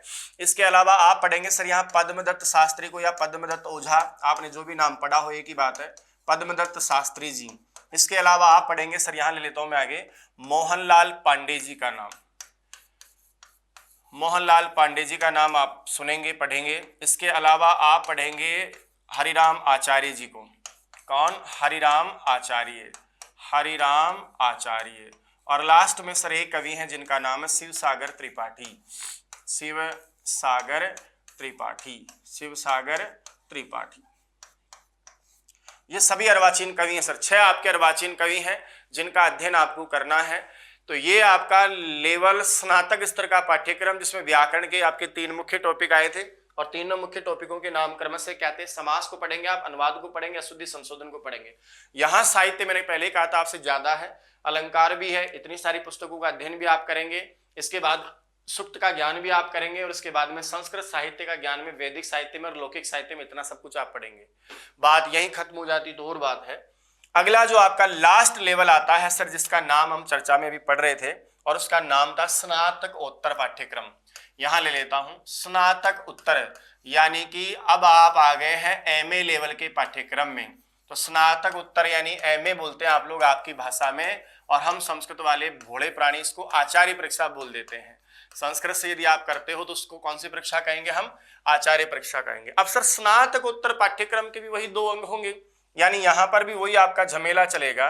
कुछ तो आपका प्रोग्राम होगा सर व्याकरण का और कुछ प्रोग्राम आपका होगा वो शिक्षण शास्त्र में साहित्य का होगा। यानी यहां पर भी आप व्याकरण के साथ में और साथ में साहित्य शास्त्र में दोनों ही तरह से यहां पर भी आप अध्ययन करेंगे। कुछ भाग आपका व्याकरण का रहेगा और कुछ भाग आपका शिक्षण की साहित्य जो है आपका उसका रहेगा। आइए साहब इसको भी हम थोड़ा समझने का प्रयास करते हैं। साहित्य में यहाँ पर भी थोड़ा ज्यादा दिया हुआ है। ये जो स्नातक उत्तर का भाग है इसमें महज आपकी परीक्षा में आने वाले सवाल कितने हैं सर? 10 सवाल। एक सवाल 2 नंबर का है, इसलिए कितने अंकों का खेल है ये? 20 का। लेकिन हम कई बार ऐसा सोच लेते हैं कि यार चलो ठीक है 10 अंक की तो बात है, 20 अंकों की बात है, 20 में भी आपका 4 तो कारक का आ ही जाता है। तो यदा कदा मैंने कई सारे साथियों को सुना है कि गुरुजी इसको नहीं पढ़े तो भी क्या दिक्कत है, काम चल जाता है। आप लोग भूल जाते हैं इस बात को कि परीक्षा में एक एक प्रश्न के लिए, एक एक अंक के लिए, मैं तो कहता हूं 1 अंक नहीं 0.01 अंक के लिए भी हम लड़ते हैं। जिसका सिलेक्शन हो जाता है 1 अंक वाले का आगे, वो आप सरकारी नौकरी में अपने आप को शिक्षक में स्कूल व्याख्याता कहता है, वरिष्ठ अध्यापक कहता है। और जिसका 1 अंक से सिलेक्शन नहीं होता सर, वो बेरोजगार साथी उसी भीड़ में वापस समा जाता है और उसी भीड़ में अपने आप अपनी पहचान बनाने के लिए लड़ता है। तो यहाँ व्याकरण और साहित्य का वही पाठ्यक्रम आपका 2 भागों में बांटा जाएगा। इस पाठ्यक्रम को भी आगे जाकर यदि आप देखते हैं तो यहाँ पर भी सर एक टॉपिक तो आपका सीधा सीधा दिया है कारक का। तो ये तो ग्रामर का पोर्शन है और आप ये भी कह सकते हैं कि सर चलो इसमें 10 में से जो सवाल आएंगे इसके 4 सवाल आएंगे, बताऊंगा मैं भी सभी सवाल कितने कितने आएंगे। तो इतना फिर 6 प्रश्नों की लड़ाई आपकी रहती है। उसमें दूसरा व्याकरण का ही विषय होता है। भाषा विज्ञान का नाम आपने सुना होगा और भाषा विज्ञान में भी बड़े अच्छे प्रश्न आते हैं। भाषा विज्ञान वाले टॉपिक में कुछ नियम आते हैं। एक तो उत्पत्ति के नियम आते हैं कि भाषा की उत्पत्ति कैसे हुई है, देवी सिद्धांत आता है, डिंगडोंग आता है, भोबो होता है, मैक्स मुलर आदि के अलग अलग सिद्धांतों का वर्णन है, अलग अलग सिद्धांत बताए गए हैं कैसे कैसे भाषा का विकास हुआ। इसके अलावा सर भाषा में ध्वनि के नियमों का भी आपको याद रखना होता है। ग्रासमान का नियम है, अलग अलग प्रकार के नियम आपको बताए गए हैं, इन ध्वनि नियमों का अध्ययन भी आपको करना होता है। तो ध्वनि के नियम भी आपको पढ़ना होता है, ग्रेवर के नियम, ग्रासमान का नियम। इसके अलावा आपको भाषाओं का वर्गीकरण भी समझना होता है सर, है ना। भारोपियन का नाम आपने सुना होगा, ऐसे अलग अलग भाषाओं के वर्गीकरण है। और एक प्रश्न है, मैं और लिख देता हूँ, बची गया उसको क्यों छोड़े। एक आपका होता है उच्चारण का नियम, उच्चारण स्थान का ज्ञान देना। उत्क्षिप्त क्या है, लुंठित क्या है, तो उच्चारण स्थान का ज्ञान भी आपको यहाँ पूछा जाता है। ये भाषा विज्ञान का मामला हुआ। अब आते हैं सर इधर आपके दूसरी साइड में, जिसमें साहित्य से बोले क्या पूछा जाता है। बहुत लंबा चौड़ा संसार है सर। साहित्य की दुनिया में सबसे पहले आपसे यहाँ प्रश्न करता है कि कौन कौन से दर्शन शास्त्र आपको पढ़ने होते हैं, यानी कुछ दर्शन शास्त्रों का, कुछ दर्शन ग्रंथों का अध्ययन आपसे करवाएगा। उदाहरण के लिए वे कौन कौन से दर्शन शास्त्र के ग्रंथ हैं, तो जैसे आपको सबसे पहले कह रखा है सांख्य कारिका का अध्ययन। हालांकि सांख्य कारिका का सर्वाधिक प्रकार जो परीक्षा में प्रश्न आता है वो यही आता है कि बताइए सांख्य कारिका के लेखक का नाम क्या है, तो आपको बताना होता है ईश्वर कृष्ण। 72 कारिकाएं हैं, हालांकि सप्तति कारिका बोलते हैं हम सभी। तो इसमें 72 कारिकाओं का अध्ययन हम करते हैं। हर कारिका में दर्शन के बारे में विस्तार से समझाया गया है। इसके अलावा सर सांख्य कारिका के अलावा आप पढ़ते हैं इसमें तर्क भाषा, और तर्क भाषा के लेखक का नाम केशव मिश्र है। प्रामाण्यवाद तक चलती है, लेकिन ये ना पूरी नहीं है आपके, प्रमाण तक जो 16 प्रमाण है वहां तक कुछ बातें होती हैं। और इसके लेखक का नाम क्या है सर, केशव मिश्र है। केशव मिश्र के द्वारा रचित तर्क भाषा का अध्ययन आप करते हैं। और तीसरा आपका आता है चारवाक सिद्धांत या चारवाक ग्रंथ, इसको जो नास्तिक ग्रंथ आपको इसको पढ़ते हैं आप। दर्शन के बाद में सर आपको पढ़ना होता है अलंकार शास्त्र की किताबें, है ना। अलंकार शास्त्र या काव्य शास्त्र आप जिसको बोलते हैं, अलंकार शास्त्र आपको सीखना है। अलंकार शास्त्र में भी बहुत सारी किताबों के नाम आपके दिए होते हैं। जैसे आप लोग पढ़ते हैं सबसे पुराना नाट्य शास्त्र का अध्ययन आप करते हैं, और नाट्य शास्त्र के लेखक का नाम क्या है सर, भरत मुनि। हालांकि पूरा नहीं पढ़ना होता कि एक एक श्लोक को आप पढ़ेंगे, लेकिन मोटा मोटा जो आपको दिया होता है कि साहब इनको तो कम से कम आधार मान करके आपको इनके बारे में चर्चा करना ही करना है। नाट्य शास्त्र के बाद में एक आपका आता है भरत मुनि, इसके लेखक आप सब समझते हैं, बोर्ड हमारे पास कम है इसलिए चलो आगे ले लेंगे, अब पूरा पढ़ लेते हैं हम। इसके लेखक का नाम क्या है सर, भरत मुनि है। आदरणीय भरत मुनि को इसका श्रेय जाता है। इसके बाद में आपका आता है काव्य प्रकाश। कौन है सर, काव्य प्रकाश। और काव्य प्रकाश के लेखक का नाम क्या है भाई, मम्मट हैं, जिन्होंने संस्कृत जगत में बहुत काम किया है। इसके अलावा आपका आता है साहित्य दर्पण, साहित्य दर्पण। और साहित्य दर्पण के जो लेखक हैं उनका नाम है कविराज विश्वनाथ। विश्वनाथ। लास्ट में एक और आप समझ जाएंगे, ध्वन्यालोक का नाम आपने सुना होगा, तो ध्वन्यालोक भी आपको यहाँ सीखनी है। उसके लेखक का नाम है आदरणीय हमारे आनंद वर्धन महोदय, आनंद वर्धन जी। ठीक है भैया। तो अलंकार शास्त्र, दर्शन शास्त्र, और अंत में आपका एक छोटा सा जो कार्यक्रम रहता है, अलंकार शास्त्र आप यहाँ पढ़ेंगे, दर्शन शास्त्र आपने पढ़े लिया है, और तीसरा भाषा विज्ञान आपका इधर निकल के चला गया है। इस प्रकार से ये संपूर्ण फर्स्ट ग्रेड का पाठ्यक्रम था, जिसको समझाने का मैंने आपको प्रयास किया है। अब आप सोच रहे होंगे यार गुरुजी पढ़ें कैसे, ये बताओ आप तो हमको। ये पाठ्यक्रम को मैं चाहता तो यार प्रिंट भी ला सकता था, लेकिन ये सारी चीजें आपके सामने रखने का मुख्य उद्देश्य ये है कि इतनी सारी देर की चर्चा में, घंटे सवा घंटे की चर्चा में आपको ये पाठ्यक्रम याद भी हो जाए। मैं सुना रहा हूँ, दिखा रहा हूँ, एक समायोजित तौर पर तो लिखा हुआ है कि साहब 55 सवाल उच्च माध्यमिक, 55 सवाल स्नातक और 10 सवाल ऐसे आएंगे, लेकिन वो प्रश्न आपके किस लेवल के होंगे। उच्च माध्यमिक का लेवल है, इसका मतलब थोड़े सामान्य प्रश्न आएंगे। अब मैं बात करता हूं कि कैसे कैसे प्रश्न और कितने प्रश्न संख्या में कहां से आएंगे, जो आपको बहुत हेल्पफुल रहेगा। आपको अपने आप पता चल जाएगा कौन सा टॉपिक ज्यादा महत्वपूर्ण है, कौन सा टॉपिक कम महत्वपूर्ण है, किस टॉपिक से ज्यादा प्रश्न आते हैं, ये सारे अपने आप आपके सामने आ जाएगा। तो स्कूल व्याख्याता भर्ती परीक्षा की पहला पेपर आपका सामान्य ज्ञान का होता है, जहां से 75 प्रश्न आपसे करेगा, और इसमें आपको 150 अंक के लिए लड़ना है। वो जो भी है उसमें अलग अलग चीजें हैं, उसकी मैं चर्चा भी नहीं करूंगा, ये आपका काम है, आप इसको जरूर करेंगे। सेकंड जो आपका पेपर होता है वो विषय ज्ञान है, जिसमें आपका संस्कृत भी आती है और मनोविज्ञान भी आती है। संस्कृत आपके 120 प्रश्न आते हैं, यानी 240 अंकों का मामला हुआ, और मनोविज्ञान जो है आपका वो आता है कितने नंबर का, 30 प्रश्न आते हैं, जो 60 नंबर का है। कुल मिलाकर के जो संस्कृत है आपकी वो आती है कितने, 120 मतलब 240 नंबर का मामला तो आपका ये हो जाता है ना, 240 का, और 60 का ही हो जाता है। टोटल यदि आप करें कि सर टोटल विषय ज्ञान कितना होगा, सब्जेक्ट का पूरे को एक साथ लेकर के चलेंगे तो आपका विषय ज्ञान हो जाएगा 150 प्रश्न आपके आने हैं, और ये 300 नंबर का विषय ज्ञान, लेकिन इसमें मनोविज्ञान भी आ गया। ठीक है। अब हम बात करेंगे सर संस्कृत के पेपर में क्या क्या आता है। तो संस्कृत का सबसे पहला जो विभाजन आपने किया है वो किया है उच्च माध्यमिक स्तर पर, जहां व्याकरण के पाठ्यक्रम में सबसे पहले आप संज्ञा प्रकरण पढ़ेंगे, फिर उसके बाद संधि पढ़ेंगे, अव्यय पढ़ेंगे, शब्दरूप पढ़ेंगे, धातुरूप पढ़ेंगे और प्रत्यय पढ़ेंगे। अब मैं बताता हूं सर कि इनमें कौन कौन से टॉपिक से कितने कितने प्रश्न आने की प्रबल संभावना रहती है। सबसे पहले आपका संज्ञा प्रकरण है सर। संज्ञा प्रकरण में आपके 7 प्रश्न आते हैं, यानी 14 नंबर का ये प्रकरण है। बाकी सभी टॉपिक्स में जो स्नातक उच्च माध्यमिक स्तर के हैं सभी में 8-8 प्रश्न आएंगे। संज्ञा प्रकरण के 7 प्रश्न हैं, संधि के 8 प्रश्न हैं, अव्यय के 8 प्रश्न हैं। संधि में आपको वही पूछेगा, संधि का नाम बताओ, संधि विच्छेद करो और विच्छेद का संधि करो, और सूत्र भी पूछेगा आपसे, ससूत्र है ना भाई।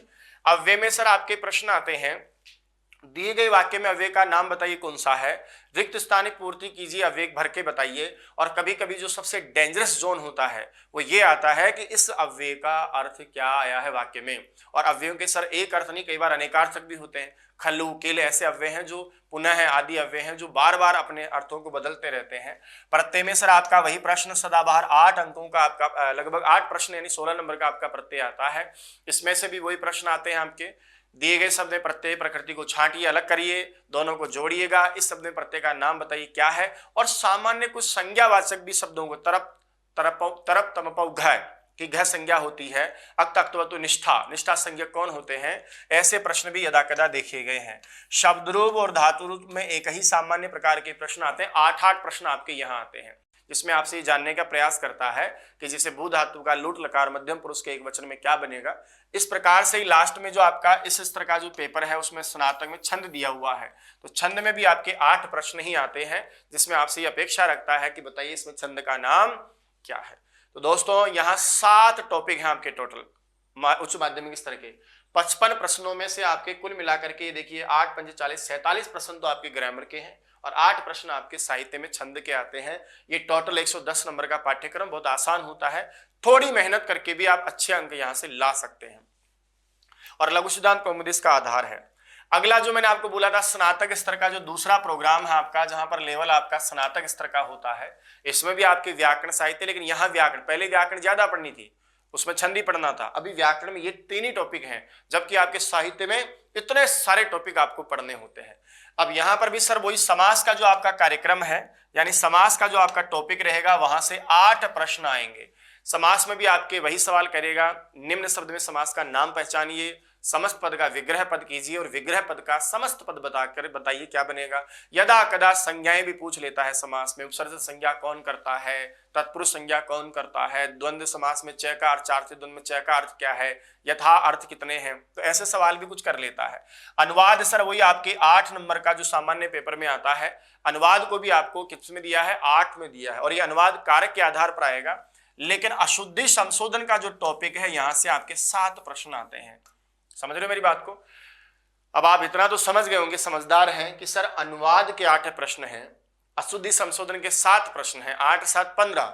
और उसके बाद थोड़ी देर बाद में आपको यह कहने वाला हूं कि जो कारक आएगा आपका उच्च स्नातक स्तर का, यहां पर 4 प्रश्न आपके कारक के सीधे सीधे आते हैं। अब आप खुद ही जोड़ लो सर, 4 तो कारक और अशुद्धि संशोधन के 7 4 11, और 11 8 कितने हो गए भाई साहब, लगभग आपके 19 प्रश्न ऐसे हैं जो सीधे सीधे सेकंड ग्रेड में 24 आते हैं, यहाँ आपके सीधे सीधे 21 प्रश्न ऐसे हैं। और इसके अलावा जो वाच्य परिवर्तन के इनके अशुद्धि संशोधन में घुसेड़ देता है, वो प्रश्न भी आपके इसी पाठ्यक्रम में आते हैं। तो करीब करीब आपके मान के चलो सर 20 से 25 प्रश्न तो आपको कारक प्रकरण देता है। कारक से ही आपका अनुवाद होगा, कारक से ही आपका अशुद्धि संशोधन होगा, तो इसको थोड़ा गंभीरता से पढ़े। अशुद्धि संशोधन भी कारक प्रत्यय समास से आएगा। इधर सर आपका साहित्य जगत में अलंकार आप पढ़ेंगे, अलंकारों में भी आपके प्रश्न कितने आने हैं भाई साहब, यहाँ पर 8 प्रश्न आपके यहाँ से आने हैं। यानी पुस्तक अध्ययन करेंगे आप, यहाँ पर भी 8 प्रश्न आपके यहाँ आने हैं। अब अलंकार में वही दिए गए श्लोक में अलंकार का नाम बताइएगा, अलंकार का लक्षण बताइएगा, खाली स्थान की पूर्ति कीजिएगा, ये किस अलंकार का लक्षण है उस अलंकार को छांटिएगा। कुछ किताबों के नाम भी आते हैं जैसे छंदो मंजरी किसने लिखा है वो छंद में आ जाता है, वैसे अलंकार में अलग अलग आ जाते हैं कि काव्य प्रकाश में कितने अलंकार हैं, अलंकारों के भेद कितने हैं। ऐसे भूमिका संबंधी प्रश्न भी आपको यहाँ देखने को मिलता है। अब सर आप सोच रहे होंगे यार गुरुजी पुस्तक अध्ययन में इतने सारी पुस्तकों का अध्ययन है, तो सर यदा कदा 1 प्रश्न 2 प्रश्न यहाँ से आते हैं, 1 प्रश्न यहाँ से आता है, एक शाकुंतलम से वासुदत्तम से 1 2 3 4 5 6 7 किताबें हैं सर आपकी, और प्रश्न 8 आ जाते हैं। तो कई बार गीता से 2 प्रश्न आ जाते हैं, कभी कभार अभिज्ञान शाकुंतलम से 2 प्रश्न आ जाते हैं। तो ये आपके 8 प्रश्न आपका ये हो गया है कुल मिलाकर के। यहां पर आपके साहित्य जगत में भी आगे और चलेंगे हम। यहां है सर आपका सुक्त ज्ञान। ये सुक्त ज्ञान भी सर आपके 8 प्रश्न लेके जाता है, यानी सुक्तों से भी आपके पूरा आ गया, लेकिन इसमें आपका ये सुक्त जो है ना आपके ये आगे पूरा का पूरा। तो सुक्तों से भी सर आपके लगभग कितने प्रश्न आते हैं यहाँ पर? 8 प्रश्न आपके सुक्त परिचय में से दिया होता है। और इसके अलावा जो बाकी का बच गया संस्कृत साहित्य का इतिहास, इसमें भी सर आपको 8 प्रश्न ही देने हैं। दो दो दो दो, यानी यहाँ से 2 प्रश्न है, यहाँ से 2 प्रश्न है, 2 प्रश्न, यानी 2 प्रश्न आपके सुक्तों से आते हैं। जबकि सेकंड ग्रेड में कभी 2 सवाल आ जाते हैं, कभी 4 सवाल आ जाते हैं। लगभग 4 सवाल आते हैं सेकंड ग्रेड में सुक्तों के, लेकिन फर्स्ट ग्रेड में 8 सवाल हैं सर सुक्तों के। उसके बाद में संस्कृत साहित्य इतिहास को जो आप सर इतना सब कुछ पढ़ेंगे है ना, एक आध प्रश्न आपका यहाँ से आता है, एक प्रश्न आपका यहाँ से आता है, बाकी सारे प्रश्न आपके लगभग यहाँ से आते हैं। 2 और ये 6 आपके टॉपिक ये हो गए। ऐसा करके लगभग 2 अर्वाचीन कवि का प्रश्न आता है। ऐसा करके 8 प्रश्न यानी 16 नंबर का आपका साहित्य जगत का ये मामला होता है। अब जोड़ लो बोले आप, 8 8 कितने हो गए सर? 16। 8 8 कितने हो गए आपके? 16। और 16 के बाद में है 8 एकम 8 2 16, 8 3 24, 8 चौक 32, 8 5 40, 8 6 48 और 7 ये आपके 55 हो गए सर। यानी यहाँ पर भी सब में 8 8 ही आएंगे, केवल अशुद्धि संशोधन के प्रश्न में 7 प्रश्न आते हैं, तो 7 8 बराबर ही हो गया साहब। अब इसके बाद में सर जो थर्ड आपका ऑप्शन बचता है स्नातकोत्तर पाठ्यक्रम, यानी स्नातक के बाद में, यानी एमए आचार्य स्टैंडर्ड में, वहां व्याकरण में आपके 4 प्रश्न तो आते हैं कारक, यानी 8 नंबर तो आपके हो गए। और भाषा विज्ञान के लगभग सर हर बार 2 प्रश्न आ रहे हैं। भाषा विज्ञान अपने आप में व्याकरण का विषय होता है, लेकिन ये भाषा के संदर्भ विज्ञान है। इसमें आप ध्वनि के उच्चारण, वर्गीकरण आदि पढ़ते हैं। तो 6 नंबर का तो आपका ग्रामर का मामला हो गया। अब सर 4 नंबर के लिए आपको कितना पढ़ना पड़ता है, लेकिन ऐसा नहीं कि छोड़ दें इसको। अब साहित्य में आप समझ गए होंगे कि साहित्य जगत की यहाँ प्रश्न कितने हो गए आपके? 4 2 सही हो गए। अब सर दर्शन शास्त्र के 2 प्रश्न आने हैं और अलंकार शास्त्र के भी 2 ही प्रश्न आने हैं, जबकि किताबें इसमें भी 3 है, इसमें भी 4 है। तो ये सर इसका मतलब ये हुआ, तात्पर्य इसका मतलब ये हुआ कि साहित्य में आप जो यहाँ 4 गुणा 2 बराबर 8 नंबर के लिए माथापोड़ी करवा रहे हैं, और इसमें भी आप लोग जो 6 गुणा 2 बराबर 12 नंबर की माथापोड़ी करवा रहे हैं। कुल मिलाकर के आपके 10 प्रश्न हैं जो 20 अंकों के हैं। इसमें जो सांख्यिक कारिका, तर्क भाषा, चारवाक, नाट्यशास्त्र, काव्य प्रकाश, साहित्य दर्पण, ध्वन्यालोक, तो इसका मतलब ये तो क्लियर हो गया कि भाई अंदर से प्रश्न नहीं आता है। ये जो आपका स्नातक उत्तर पाठ्यक्रम है, इसमें कारक को छोड़ दीजिए सर आप, कारक वही आपका जो सेकंड ग्रेड में आप पढ़ते हैं, 2 प्रश्न एक्स्ट्रा है। बाकी का भाषा विज्ञान, दर्शन शास्त्र और ये आपका अलंकार शास्त्र 6 प्रश्न आपको देगा। 6 प्रश्न को पढ़ने के लिए कम से कम आपको 10-12 किताबें पढ़नी है। तो ये तो तय है कि आपका जो प्रश्न आने वाला है वो ज्यादा अंदर से नहीं आएगा, बल्कि बाहर से आपका मोटा मोटा प्रश्न आता है। जैसे मेरा अनुभव है, कई बार पूछ लेता है कि बताइए सांख्यिक कारिका में कितनी कारिकाएं हैं, लेखक का नाम क्या है, कौन से दर्शन से जुड़ा हुआ है, तर्क भाषा का लेखक क्या है, प्रमाण कितने बताए, पदार्थ कितने बताए हैं। चारवाक में तो बहुत अच्छी अच्छी मीठी मीठी बातें आपको पता है कि किसको मानता है, कितने प्रमाण मानता है, नाट्य शास्त्र के लेखक कौन है, इसका उपनाम क्या है, काव्य प्रकाश में कितने जो है अलग से उल्लास है ना। सब में मतलब कुछ ना कुछ आपसे मोटे मोटे प्रश्न करने का प्रयास करता है। साहित्य दर्पण में कितने परिच्छेद हैं, तीसरे का नाम क्या है, दूसरे का नाम क्या है, अलंकार कितने मानते हैं। तो ये सर पूरा का पूरा पाठ्यक्रम आपके सामने मैंने रखा है। मैं आपको सिर्फ ये बताना चाह रहा था कि इस पाठ्यक्रम में आपकी अलग अलग प्रकार की चीजें आती हैं। यदि आप समेकित रूप से इस पूरे पाठ्यक्रम को यदि आप एक बद्ध रूप से नापना चाहते हैं और ये देखना चाहते हैं कि यहाँ व्याकरण का पोर्शन कितना है और साथ में साहित्य का पोर्शन कितना है, तो याद रखना दोस्तों, यहाँ थोड़ा सा साहित्य तुलनात्मक रूप से कम आता है, व्याकरण तुलनात्मक रूप से ज्यादा आता है। साहित्य की दुनिया की बात करें तो देखो यहाँ छंद आपके साहित्य का पोर्शन माना जाता है, अलंकार आपका साहित्य में आता है, और अलंकार के बाद में जो आप पढ़ते हैं संस्कृत साहित्य का इतिहास, वो आपका संस्कृत साहित्य इतिहास में इसमें आएगा। इसके अलावा जो आप सूक्त आदि पढ़ते हैं वो भी आपके इसी में आते हैं। वैदिक साहित्य इतिहास में दोनों चीजें आ जाएंगी, आपके वैदिक भी आ जाएगा और लौकिक भी आ जाएगा। सूक्त के अलावा कुछ पुस्तकों का अध्ययन जो आपके इतिहास से संबंधित है, पुस्तक का अध्ययन है। और स्नातक उत्तर में आपका दर्शन, ये भी साहित्य का पार्ट है, और साथ में जो अलंकार या काव्य शास्त्र जिसको आप कहते हो वो भी आपका इसी का पार्ट है।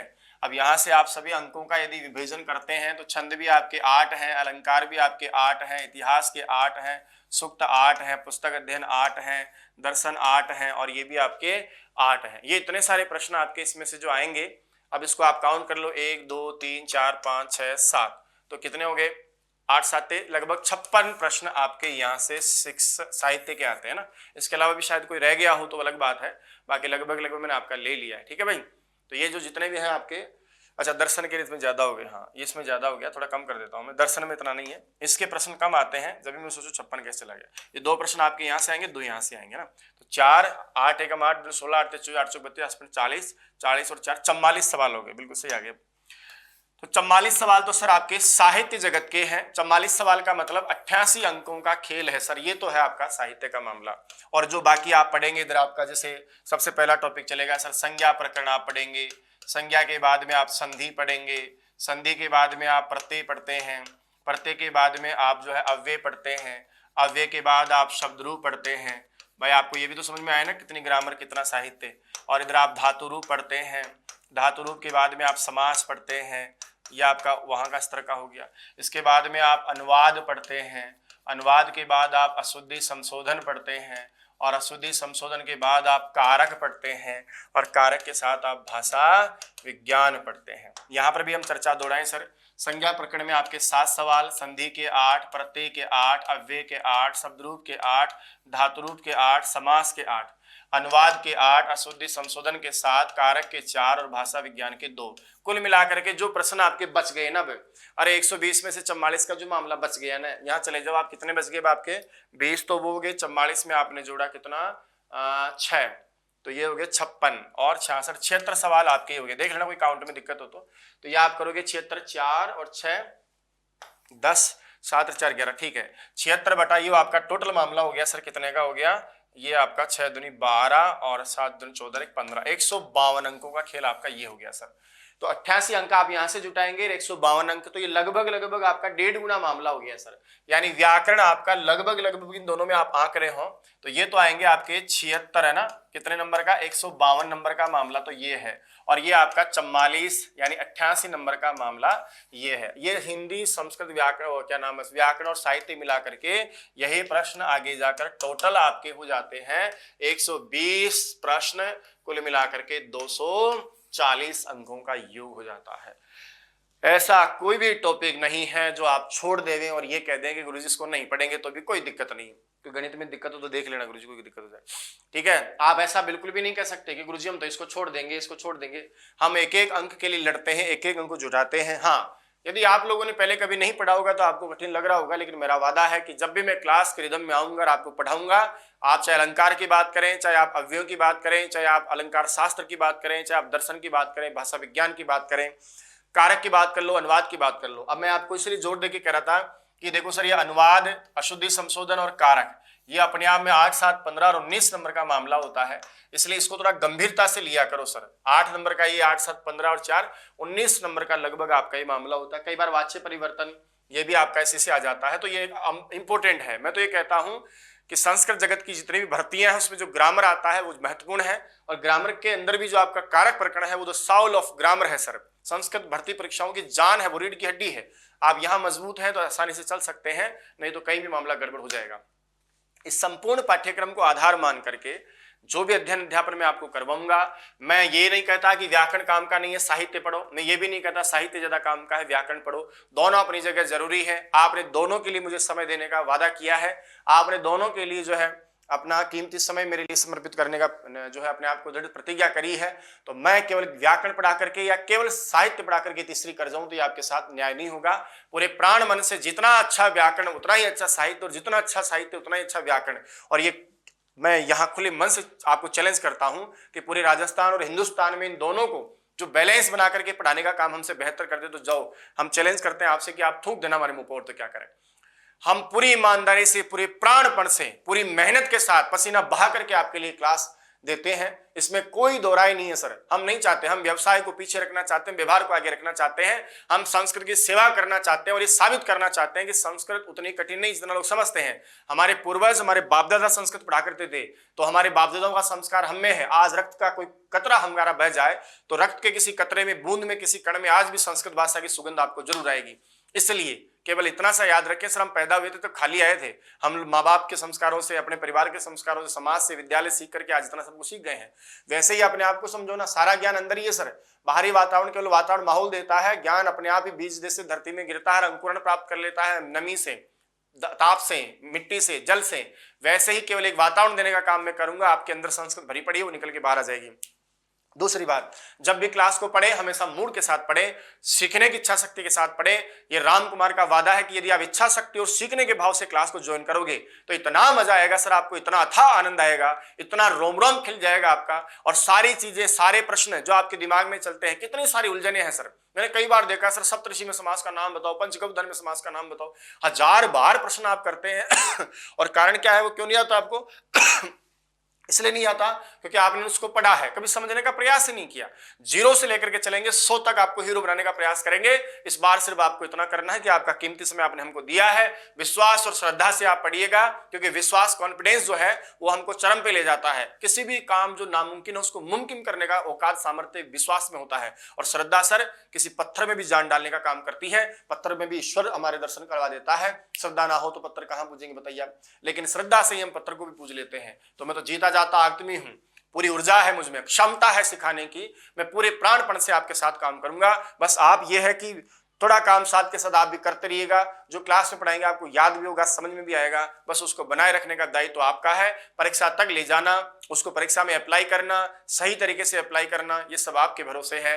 बस आपको आत्मविश्वास, आपको ज्ञान विज्ञान से जितना मेरा अधिकतम प्रयास रहेगा कि आपको इतना आ जाए, इतना आ जाए कि पेपर आपको यूं लगे गुरुजी 1 घंटे में पेपर करके आएंगे, 2 घंटे तो बैठे ही थे हम लोग।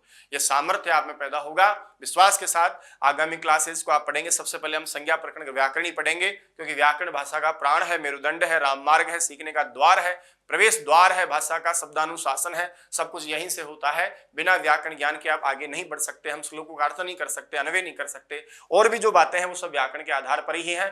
पाठशाला परंपरा से लेकर आज तक आधुनिक परंपरा में जब भी भाषा शिक्षण होता है तो ग्रामर से ही होता है, और ग्रामर को मैं गजब तरीके से आपको ले चलूं ताकि आपको जो कठिन लगती है वो सरल लगेगी। साहित्य में फिर बहुत बढ़िया काम हम करेंगे। Don't अंडरएस्टिमेटेड the power of grammar and साहित्य, दोनों ही अपनी चीजें हैं भाई साहब। ऐसा नहीं कि गुरुजी हम साहित्य को पढ़ लेते हैं, हमारा तो कोई दिक्कत नहीं है। क्या पढ़ लेते हो आप? सुक्तों का अर्थ तो आपको आता नहीं है, अलंकार आज तक आपके समझ में नहीं आता है। ऐसा क्यों है? क्योंकि आप पढ़ के चले जाते हैं सर, वहां समझ आधारित प्रश्न आते ही आपका दिमाग खराब हो जाता है। तो कोशिश करो, आपने पूरा समय दिया हमको, ऊर्जा दी हमको, एक तय सीमा के लिए आपने हमको पाबंद किया कि सर हमारा ये सिलेबस है पूरा का पूरा, ये जो आपके सामने है, तो ये सिलेबस सर हमारा होना चाहिए, हम इसमें कोई कॉम्प्रोमाइज नहीं चाहते। हम सर इसको खुद क्यों पढ़े, हम इसको खुद क्यों पढ़े, हम इसको खुद क्यों पढ़े, हम इसको खुद क्यों पढ़े?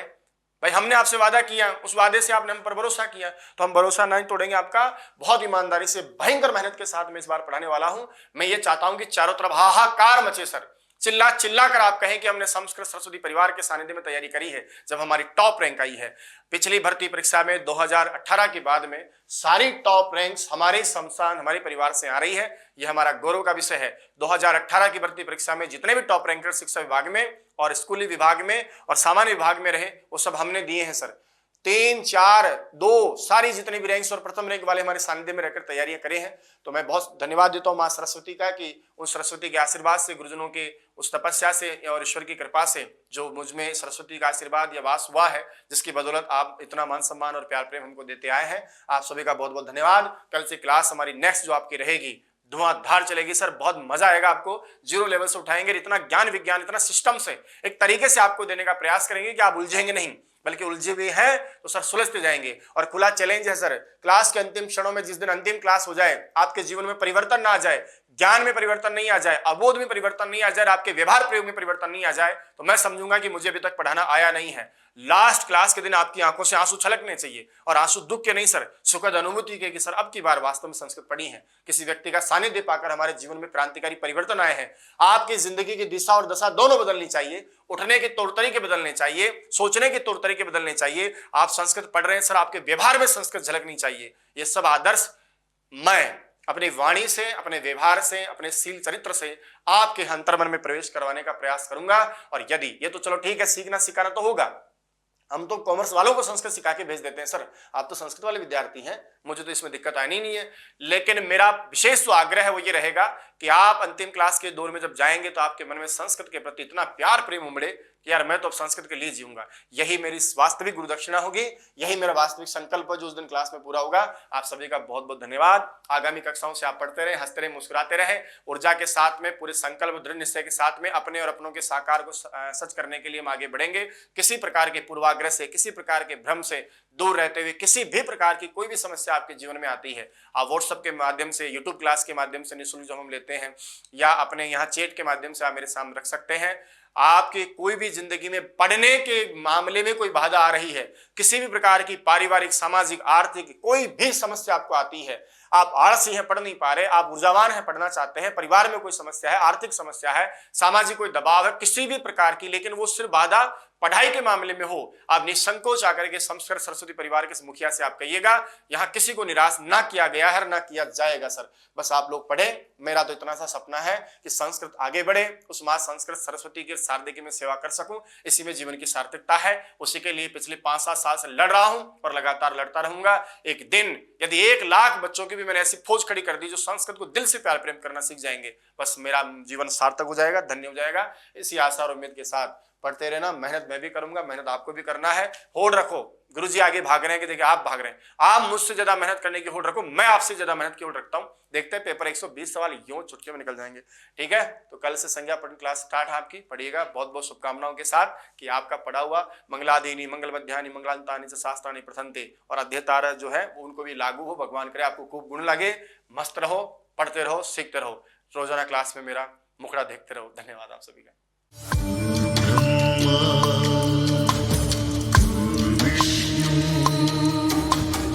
गुरुर्देवो